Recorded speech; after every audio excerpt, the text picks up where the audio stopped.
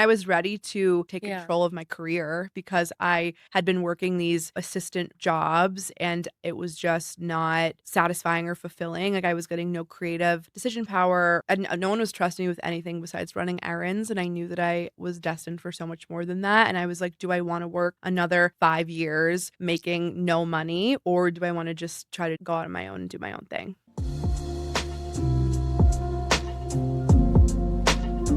Hello, and welcome back to Fashion Founders, the podcast. My name is Victoria Smith, and this week I'm joined by Abby Price, the founder of Abbode. And if you don't know about Abbode, in my humble opinion, I think Abbode made embroidery cool. They made it something that the young city girl would want, which was a market that was really untapped before. And in this episode, Abby shares so much of her knowledge and the lessons that she has gained from starting her own fashion business in New York City. We cover a lot of different areas that any founder or aspiring founder is probably facing and has questions like, am I even doing this right? It looks way better when other people do it. And something I really appreciated about Abby is that, yes, Abbode is so successful. She has a 7-figure business, but she's also very honest about the reality of what it is to be a founder. And that is definitely a theme here. And we dove into a lot of different topics like brand collaborations, having a brick and mortar store in New York, social media traction, her Dallas pop-up, trends coming, and much, much more. And something I think that was really interesting is as we gear up for the busiest time of year for retail, especially before the holidays, Black Friday, Cyber Monday, Abby talks about what they did last year at this time and what they learned and how they're doing things differently this year. And I think if you're a new founder or just, I feel like everybody kind of feels it at this time of year, this pressure and push to do as much as you absolutely can to close out the year with a lot of sales. I think being able to have that perspective and then learn those lessons is so important, and I so appreciate her sharing that. If you like the advice that she shares, I would highly recommend following her on TikTok. And let's hear from Abby. And this week's brand highlight is Jayebird, a women's golf and lifestyle sportswear brand making pieces for the golf course and the tennis court. They have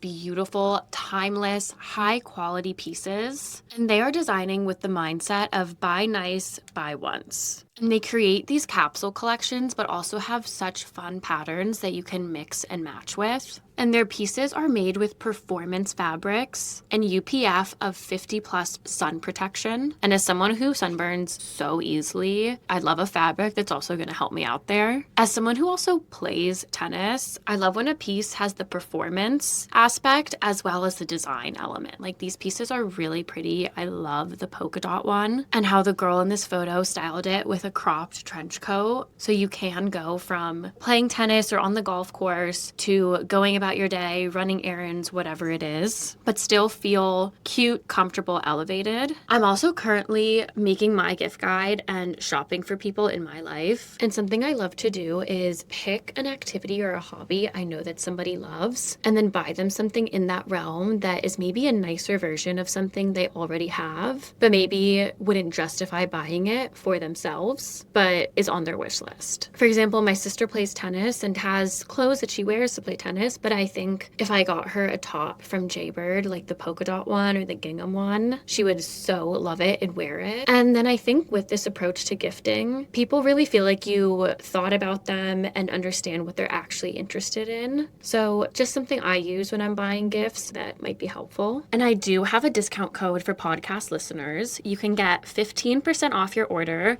with code FASHIONandFounders, no spaces, all lowercase. I'm thinking of getting myself the polka dots and maybe something for my sister. I think they are so cute. You can find them on Instagram at Jayebird Sport and shop online at jaybirdsport.com.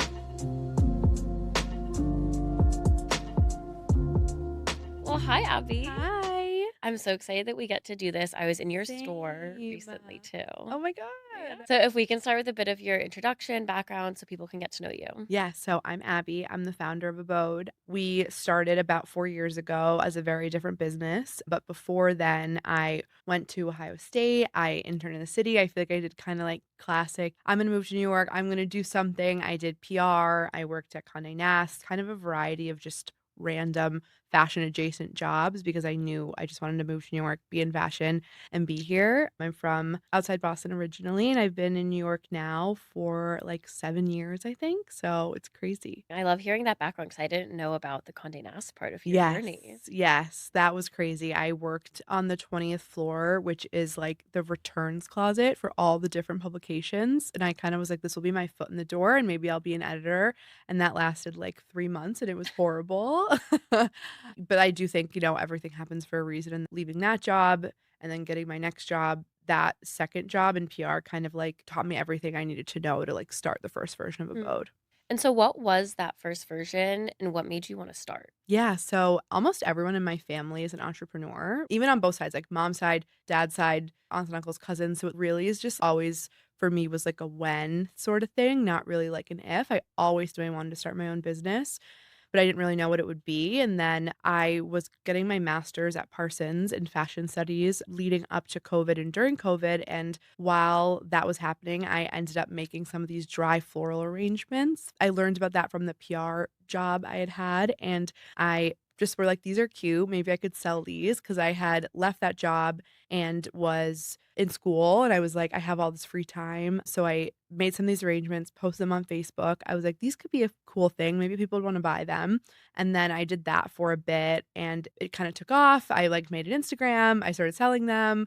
I did a couple pop-ups and also that was during COVID. So like when I first started, it was like January 2020. So not quite COVID. And then the vintage stuff like took off. I feel like everyone remembers like the thrifting and all that stuff. So I kind of combined that and I was selling both of those. And I did that for about a year and a half. And I was getting ready to graduate from Parsons. And I was like, what am I going to do now? I have no idea. I'm finishing with a fashion degree, but I kind of am doing like home decor things and it's going to be really hard to get a job. I've been out of the workforce for almost 2 years with like COVID and everything.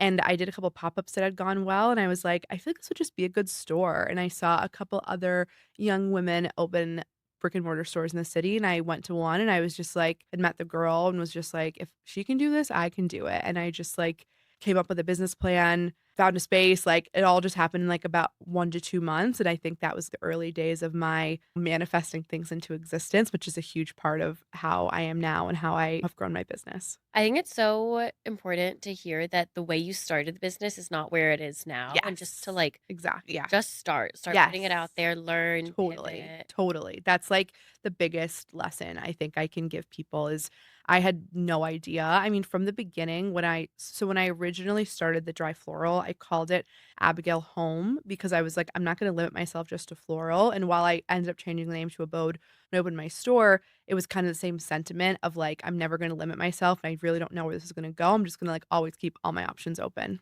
That makes so much sense to me why it's Abode with 2 B's now. Yeah. Abby. Yes. Oh my god. Yes. That should be for Abby. Oh my god. Okay, that just really clicked in my Yeah.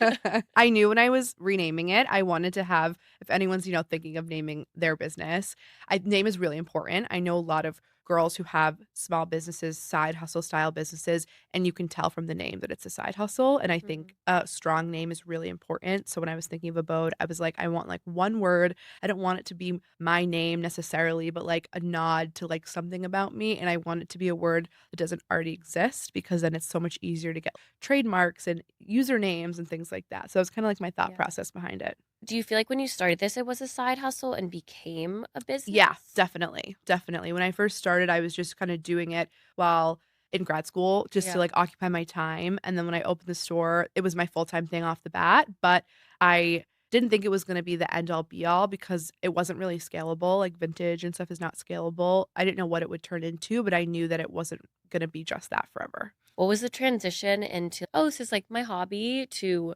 "I'm a founder, a CEO, a business owner"? Honestly, the day I opened my store, like, I was really just because I was literally in grad school, like, I was sitting in the store, getting it ready to open, doing my remote graduation from Parsons, like, on a laptop, and it was not really supporting me or doing much before then, and instead of just trying to, like, grow that and then maybe open a store, I was like, "This is my only shot to just go all in, so I'm just gonna go for it, open the store. The worst that can happen is it doesn't work, and then I just Mhm. get a job in a couple months." Did you feel ready? No, I don't think you can ever feel ready. I mean, I was ready to take the reins and like take Yeah. control of my career because I had been working these assistant jobs and it was just not satisfying or fulfilling. Like I was getting no creative decision power or and no one was trusting me with anything besides running errands. And I knew that I was destined for so much more than that. And I was like, do I want to work another 5 years making no money, or do I want to just try to go out on my own and do my own thing? Well, I love hearing that you took that risk and that you took a chance on yourself, Yes. really, Yes, definitely, definitely. And in my opinion, Abode made embroidery cool Thank you. because I feel like, at least for me, my understanding and thoughts about embroidery was like, okay, grandmas Yeah. embroider things when they're bored, or Yes. like No, totally. really preppy monograms, like Lily Pulitzer Yeah. vibes. And now it's acquired style with her like fiance Yes. tank top or like martini glasses. Yes, And definitely. when do you think that shift was? I think of you, to be honest, when Yeah, I I think mean, of the I think we're, shift. like, definitely the ones who created it and are trailblazers. I basically saw, like, a couple people I think, like, hand embroidery and a little bit of embroidery started coming back during COVID, like, when people were in lockdown, when people Mhm. started getting into hobbies, and I saw someone post, they, like, gifted an influencer or something, and I was like, "Oh, that's cool." Embroidery, like, I've never really thought about that, so I just bought an embroidery machine literally on a whim. They cost, like, No, $15,000. they're And I expensive. just bought one because I have, like, a 10 needle. You can start with, like, a single needle machine if you wanna pick it up, and it's, like, not expensive, but I was like, "I'm going all in." So, I just bought the machine on a whim and put it in the store, and I was like, "Oh, I'm gonna, like, run the business, work in the store, manage, hire," like, all these things, and obviously, like, that's not possible. So, it just sat in the basement for months and months and months, and then I finally ended up hiring someone to come in, and she kinda got it started. She had experience, and then she trained the next person and so on and so forth, and it was in the basement, and it still wasn't really a thing for us. I had, like, a little sign that said, like, "Ask us about our embroidery," but, like, we weren't really promoting it. No one was doing it in a cool way. We had no competition really at all, and then the machine needed to get serviced, so it had been about, like, a year and a half, I think, at this point, and the machine needed to get serviced, which is, like, sent out to a sewing machine shop for Mhm. repair, and so I was like, "You know what? We'll do, like, a little pop-up. We'll say, free embroidery with your purchase and keep the machine upstairs, and then that'll entice people to finally order it." And so we did that, and it just went so insanely well, and that was what kicked off everything, and the same way that my business started with the dry floral is everybody was like, "Oh my god, I've been looking for an arrangement like this. Like, I've been wanting one of these, but I don't know where to find it." I think that the trend was coming of embroidery. Maybe it would have come about later or been different had I not identified it, but, like, the trend was definitely in the inner workings of things, of nostalgia and all this coming kind of brewing to make Yeah. embroidery something people were interested in, and then me doing this as a trailblazer kind of was like, "Oh, embroidery is back." People were just coming in and being like, "I did this growing up," or "My mom does this," or "When I'm at home in the South, I, like, get things," and no one was really just taking it and modernizing it. I think I'm just really good at trend forecasting, and I saw it early and just Mm. went all in with the timing. I mean, I bought the machine in, I think, 2021, so I was, like, Yeah. even earlier to the trend of it. I'm like, "Imagine if I had started then with the embroidery." But I just wanted to make it cool and fun and something that I would like, and then really just the vintage store and the boutique side of things was just not really working, and people wanted the embroidery and it was scalable, so we just went all in, and I've just been trying to, like, modernize it, make it cool, make it fun, accessible, and an experience, and just change the entire industry and be a trailblazer because it's a billion-dollar industry and no Yeah. one's disrupted anything to do with embroidery until us. There you Yeah. go. Good for you. Thank you. It feels like embroidery for like a young city girl. Yes, Not, exactly. again, I literally think of Yeah, monograms, Lily totally. Pulitzer, the Exactly. No, South, that's, like, what it which had a was, and moment, but yeah, no, 100%, and, like, there's embroidery shops in, like, every small town. mhm, They're everywhere, like, mom and pop shops, and we're not here to put those places out of business, like, that is not our goal at all, and I think that's not that people think that, but they come in and they expect us to do things for no money because, like, maybe you mhm, could go somewhere else and get it for really cheap or whatever, but we're, like, turning embroidery into a brand and putting a face to it rather yeah, than before you would maybe go to a local place and get it in something embroidered, but you wouldn't ask who did it or, like, what is mhm, that? It's really just nameless, and we're just putting a brand and a name to it absolutely, and a and point you of view. have definitely done that, and how did you go about marketing this? Because it went from, "Ask us about our embroidery, no Yeah, one knows," yeah. to lines around the block blocks, Yeah. really, that I've witnessed myself. I remember Yeah. wanting to stand in line for the LL Bean one. I was like, Yes. "It's too I long. I know. gotta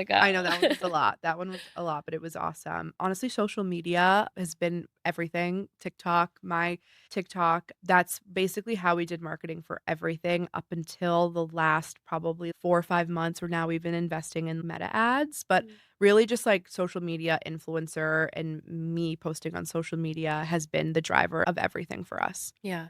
I remember, I think it probably went viral, but I think one of the first ones I saw about you and your page was the boxers for Valentine's Yes. Day with the kiss. Yeah, that one was really fun. For those who aren't familiar, I came up with this idea to put lipstick on, kiss a piece of paper, and then we lift your exact lip print off the piece of paper and turn it into a custom embroidery design. So every design is unique to you based off your it's like a fingerprint. Yeah.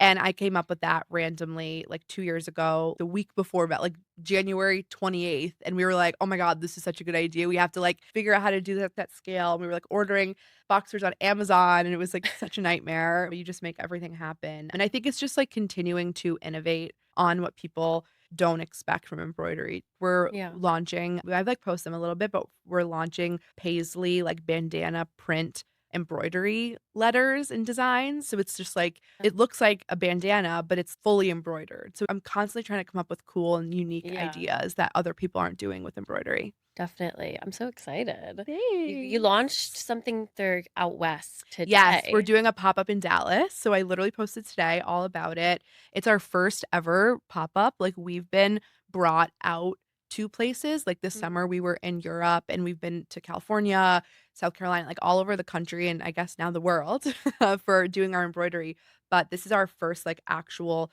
us like, sponsored pop-up. So we're gonna be popping up in Highland Park Village at Market, which is, like, an incredible Cool. department store down there, and I'm really just trying to go nationwide now and not just be a New York brand. Yeah. So those are some of the goals for us now. It's so interesting to me, and I'm excited to talk to you about this. I was writing a Substack about like why do brands only pop up in New York and LA Yeah. when there's so much demand in these other Yes. big cities, and you'll probably Totally. stand out more. Yes, totally. I thought the same thing, and that's all I thought Dallas would be so good, and I do think, like, the customer there, they have a very low price sensitivity. They really like to shop and spend, Interesting. and especially for us, monograms, embroidery, like, it's, like, such a thing. Yeah. These girls have been already love this, so it's just, like, a no-brainer for us to expand into that market, and I just think that, the cost of living is less in a lot of these cities, so it's like they have more disposable income, and I think that girls feel, like, left out because Mm, it is New York or LA, so I yeah. think, like, doing something is gonna build a lot of hype, and I'm really, really excited about it, and I'm looking forward to, like, getting out of New York and doing some more. We don't have anything else planned, but I would love to do something in Charleston or Mm, Chicago, Boston, especially for our boxers, like that Kiss situation. I wanna do that in another city this year. yeah, I love it. You have so much exciting stuff coming up. And Thanks. kind of on the same note as this Dallas pop up, you guys Mhm. work with a lot of brands. So I mentioned the Yes. LL Bean one. I think you did something with J. Crew. Yes. How do these come to be? A lot of them, they just reach out to us, and I think part of it is because we're the only brand really of our kind doing this. Like, you can find other people, of course, to come in and embroider at your store, but we are just, like, the brand, you know what I Yeah. mean? Like, it's kind of like having the name brand of something. It's like they want us there because people recognize us and we're promoting it, and we offer them a really amazing experience, and now we've done this, Mm, so many times, so we have a way to go about it, and it's really tight and buttoned up, and, like, we know all the different variables that can happen, and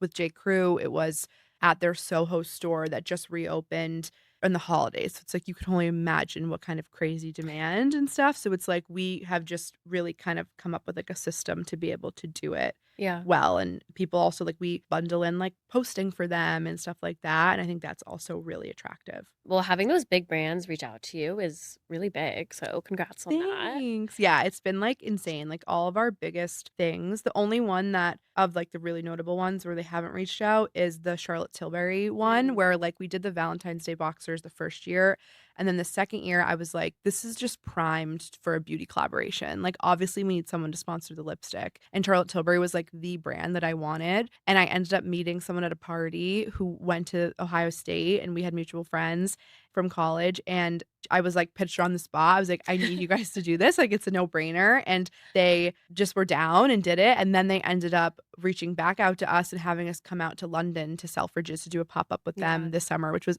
so, so, so cool and such a bucket list for me. And it's like, yeah, it's really cool. But they've been reaching out to us, but I think now we're starting to get to a point where we're doing some outreach, or it's like we're picking and choosing a little bit more, because I definitely think you can get too saturated when it comes to collaborations. We're seeing some crazy collabs for New York Fashion Week. I'm like, calm down. Yeah, I think. definitely. And I'm curious because I see what you're saying of you feel like you're this trend forecaster in a way, because I feel like vintage right now is definitely having a moment. It has been, because it was the thing that was hard to get. Yeah.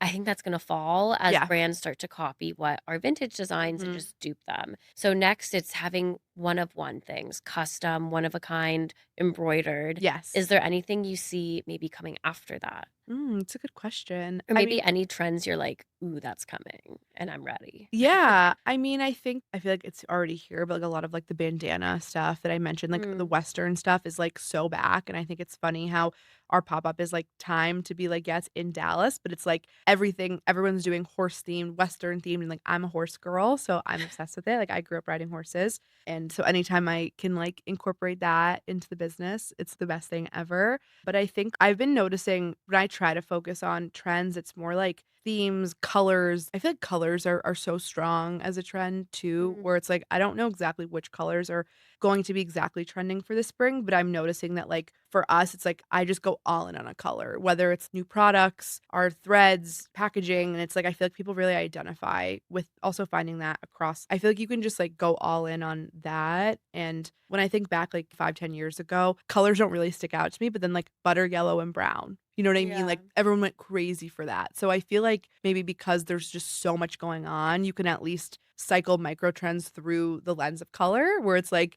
maybe there's like 5 different styles of tops that everyone's wearing, but like they can all be in butter yellow. Interesting. So maybe something with that. Yeah, I like that take. And then shifting a bit to you as a founder, I'm curious, you had this background of growing up with all these entrepreneurs around you. Are there any key lessons or advice or maybe your mindset that you've taken to this experience? Yeah. Well, the biggest thing that my dad told me when I was starting Abode was failure is not an option. And I think about that a lot. He was there for me to get started. And I, of course, talked to him so much. I still talk to him all the time. But in the beginning, he really like helped set me up. And he would just be like, I'm going to help you do this. And then failure is not an option. Like, you just like, this is it. And I was like, okay, this is it. Even when I think about like my goals down the line of the life I want from Abode, I'm like, there's no plan B. It's all just plan A. And it's like figuring out everything I can to accomplish plan A. Maybe it's pivoting the business or whatever, but like failure's not an option. There's no plan B. And like I'm just gonna make it happen no matter what. That determination. Yes, definitely. And Uh, like manifesting, like I just like literally manifest everything. Like I swear, if you ask people who work for me or people who are close to me, that I'm like literally a witch, because I just like make everything happen. Like I think things and they happen. Do you have any like manifesting tips? I would say just do it. I think people just don't do it. Like I think it just sounds like silly. I make vision boards. I talk about things I want. I think about things I want. For the Charlotte Tilbury one, I was in London in January and I went to Selfridges, which is a really fancy department store there for people who don't know. And I walked around and I was like, I know for a fact that Abode is going to be here doing something. I was like, I don't know what it is yet, but like I know whether it's wholesale, and I just know I've never been so sure of something in my life than Abode being in Selfridges. And 6 months later, we were there doing a pop-up with Charlotte Tilbury in London. And it's like that is like one of like a million stories that I have. So I just think everything into existence, share things I want with anyone, because you never know who they can connect you to that can get you there. I just literally manifest everything. Like I just think about it and believe that it's going to happen, and it does. Also, if you don't believe in yourself and your business, no one else is. Yeah. And so if you have this strong belief of like Yeah. it's happening no matter what, Yeah. like I think that energy is contagious. They're Yeah. like, okay, yeah. Yeah, definitely. Let's do it. Definitely. Definitely. So Pia was just on the podcast, Yeah. and then I saw your TikTok talking about something that she had mentioned, and it was this notion that if a business does X amount in revenue, the founder is just flooded with cash. Mhm. Like, I saw your response to it, but I want to hear it from you. Yeah. Like, what are some of these misconceptions that people Totally. might have? Yeah, totally. Yes, I think that it's like you hear these numbers and like I talk about numbers in my content and my videos because people are like to hear it and are interested in it. And then maybe I could do a better job of, explaining that these fancy numbers aren't really a accurate picture of anything besides a top line revenue Mhm. number. But people often hear these numbers. Like I've seen comments or off discourse on other platforms being like, oh, if she's saying she makes this much, then why is she also saying that it's hard being a founder and she doesn't have like so much money all the time? And it's like people really don't understand that that revenue number is not a picture of literally anything. It's just showing that people are buying your product, but the money and what it might cost to get there to Mhm. get people to buy your product, like you could be spending triple that in ads just to get people to make a purchase, or you could be investing in inventory and product and hiring and things like that. And this year we're hoping to walk away with some money, but I said this in my video is last year I didn't have any money left over for a bonus for myself, and I've been paying myself basically the same amount of money since I started as a vintage store in 2021. If that's a picture of like how much money there is floating around, that's just profit. Like there's Yeah. really not so much because we're just constantly investing, especially for us as people, I think, like to conflate the service of embroidery with our product. And they'll be like, oh my God, embroidery should be so cheap, but then you're charging like $70 for this. And they like, or like your product's $70. Like that's so expensive. And I'm like, you don't realize that we have, when any other brand does like a drop and you order online, it gets sent directly to you and there's no other costs involved.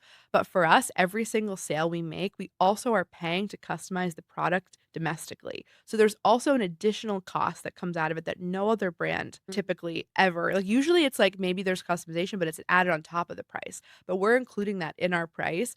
And when people think like, yeah, embroidery should just be like $10 to add a name to something, and then they see this, it's just like they really don't understand the concept of like pricing and labor and margins and stuff like that. And it's just crazy when people just judge a book by its cover, especially of a business, and like think that everything should be $5, but also want a really great product and also want it to be sustainable and not made in like sweatshops and also want these things. It's like it's really hard to kind of balance everything. But yeah, it's really just not a picture of anything, especially as we do more ads. We're spending a lot to get these numbers. And it is so interesting. I think people have we have gotten used to like Amazon Prime of it all and the Temu Yes. prices. And now we're like, Yes. well, if it can be made for $1 and sold for $1, like I'm going to pay $1. Like, Yeah. why would I not? And it's Yeah. like, okay, but then you're also saying you want things to be sustainable and ethical and Yes. fair and like good quality. Yes. And you just have to decide for yourself, I think. Like, Yeah. am I going to invest in my community, a New York entrepreneur who's Yeah. doing things, paying salaries here, doing it here, or am I going to just like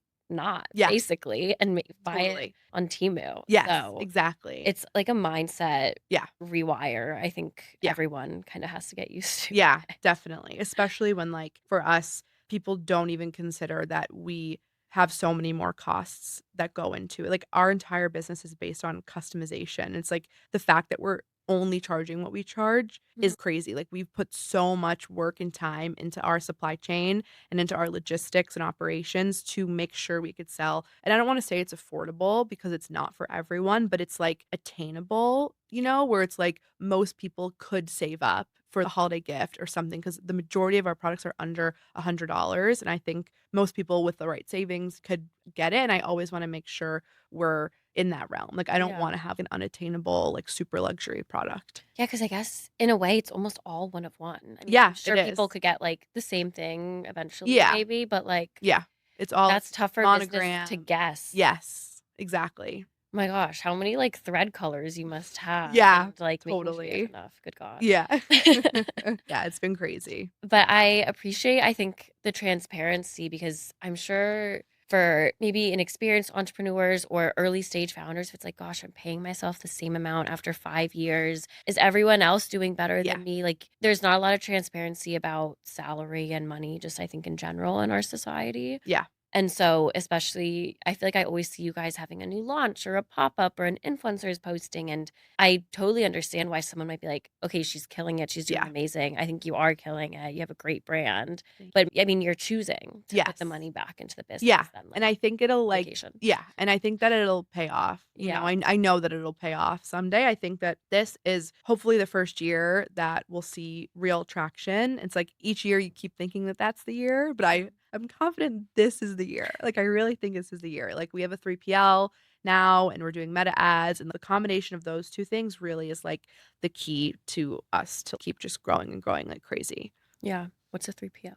It's a third-party logistics. Okay. So, basically how our business works now is last year and originally, we were doing all of the embroidery ourselves in New York City, and that is just not possible at a certain point because if we wanted to keep doing that, we would then have to literally charge triple for everything to Mm. keep up with staff and, we just need more space, and, like, that's the most expensive thing in New York is, like, real Oh my estate. God. Yeah. So, instead of just trying to grow more and more in the city, we found a partner out of state who I mean, a lot of brands have 3PLs to manage their inventory and then they ship it out every time you get an order, but we wanted someone who could also do embroidery. So, like, after vetting a ton of people, we found them, and so they hold all of our inventory and fulfill our orders, but they also help us with the embroidery. So, they'll intake a lot of these, like, custom designs, do the embroidery, and then ship it out. So, that's been, like, tough to figure out, but it's really the Mhm. only way we are able to grow and just become, like, a big national, worldwide brand. Yeah. So I think a lot of companies can get stuck at like, well, we've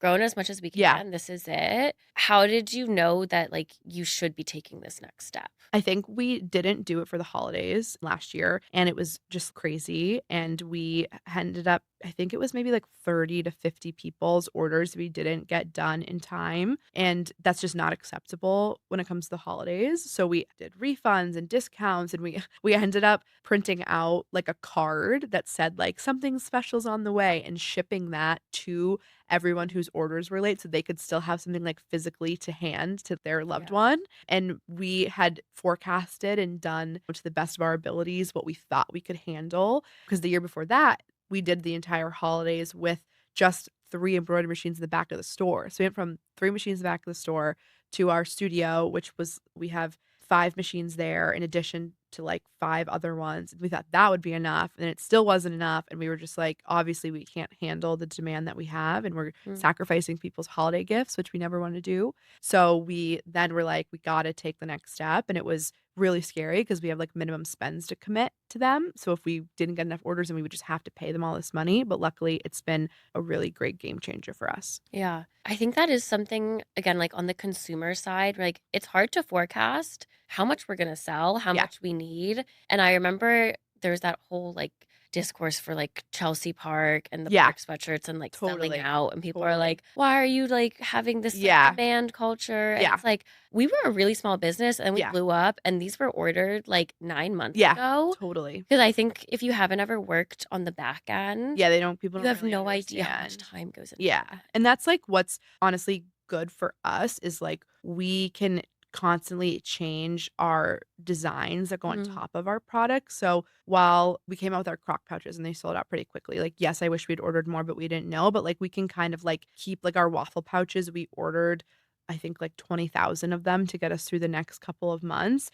and we over ordered because we're like, those are, like, a year-round Yeah. thing, so we are kind of in a unique position where maybe, like, martinis and cowboy boots are out, but, like, cherries and taxis are in, so that we can, like, embroider on top of them, and we Yeah. can kinda be a little bit more nimble, and then we also have really great relationships with our manufacturers who will just, like, jump and, like, help us make things and change things, but Yeah. we are even working on longer lead times because we've been doing air shipping for everything, and that's been, like, wrecking Mm. us, but yeah, people don't understand the timeline, it really for Oh my creating product. It's really the Amazon primification shopping, Yeah. where it's like, "I want it now and I'm getting it Yeah, today. and if I Why can't can't everyone do that?" yes, and if I can't, then it's like you're doing something to, like, slight me or, like We just need more, like, I think, education yeah, around it because people just have no idea. definitely. What's your vision for Abode? I can tell you have so many ideas and there's so much potential here. Yeah. I mean, we're launching on 2 really huge wholesale platforms for the holidays, like, you think of the best too, and we're gonna be on them. So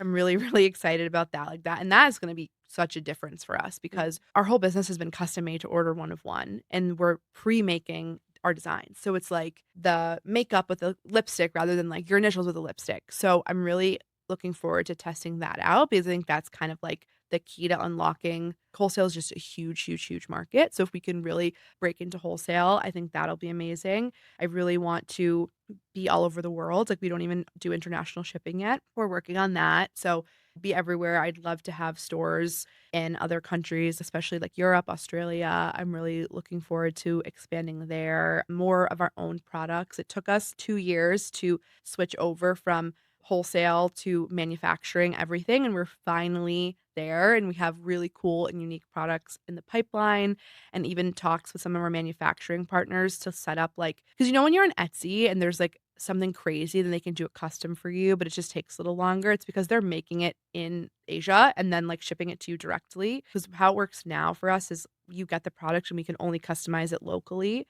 So we are like looking into some ways that we can start offering really interesting products that can be customized pre-production. And so then this is not something we're looking at, but just as an example, because I don't want to reveal, but like I've seen like ring boxes that are embroidered. Like you can't Ooh. embroider a ring box domestically because you can't like embroider it through a box. Yeah. But what they do is they'll embroider it overseas, assemble it, Perfect. and then ship it to you. And we don't have that capability yet.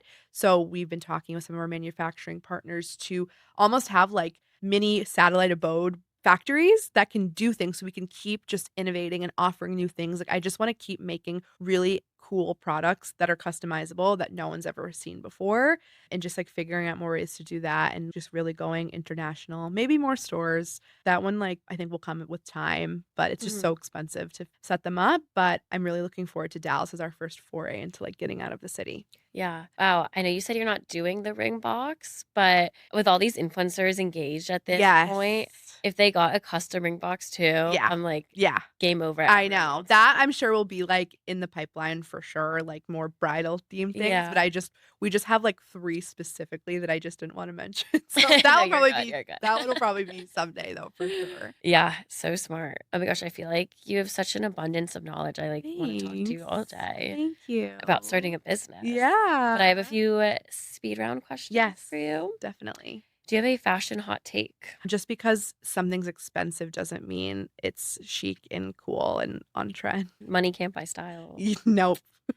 A fashion industry misconception. Probably that everything should literally be like a dollar and that there's a reason why a lot of brands are charging a lot of money for things now. It really is an entire trickle down of cost and like things are expensive for a reason. While it sucks, it's just kind of like the reality of a lot of brands. What is the best advice you've received? I'd say the best advice, probably from my dad. I guess I don't know if it's advice, but like failure is not an option. Like you just need to believe in yourself. Like I feel like I don't have so many like mentors when it comes to growing my business. I'm trying to put myself in positions where I'm the least important, least interesting person in the room to really connect with founders and a lot of people. But I feel like I've learned a lot of hard lessons on my own that I'm now in a position that I'm better at giving advice from mistakes I've learned Mm. than like offering words of wisdom that others have given me.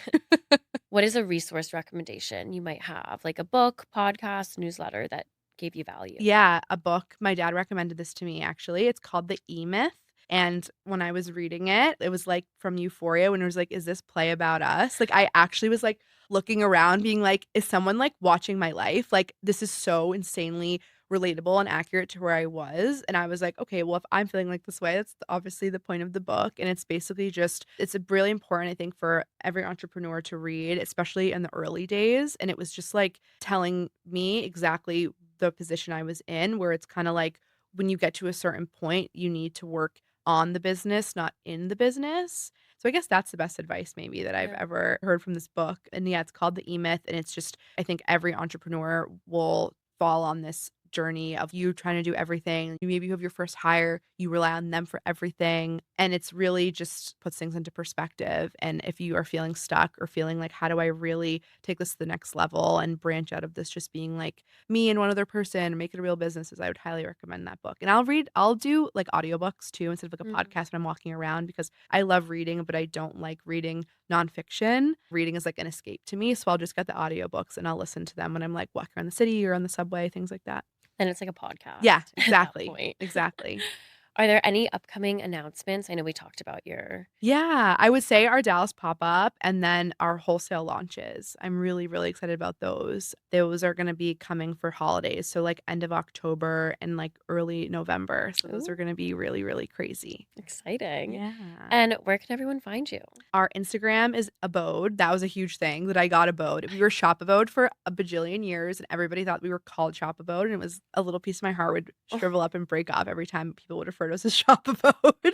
But we're at Abbode, and then I'm Abby E. Price on Instagram and TikTok, Abbode, or I think we might still be Shop Abbode on TikTok. And then my TikTok is it's Abby Price, and I give a lot of I've kind of actually purposely pivoted all my content to focusing mostly on business advice and Hmm. founder tips and things like that. So if you are an entrepreneur, an aspiring entrepreneur, definitely check out me there for more resources. Yeah, I feel like that's the type of people that listen to the podcast. And Yeah. so, like, if you like what she's sharing Yes. now, dive into that because I'm Yeah. sure you're answering all these other questions, Yeah. like little bits and pieces. Yeah. I've like really love talking about it and giving my wisdom out. So And where's the store? It's in oh yeah, our store, the most important part. It's in Nolita on Elizabeth Street. So Elizabeth and Houston and abode.com. I think we're still shopabode.com, but we bought abode.com and we're gonna be you can if you search abode.com, we'll come up. So just don't even add the shop part. Just Forget abode.com. it. Yeah.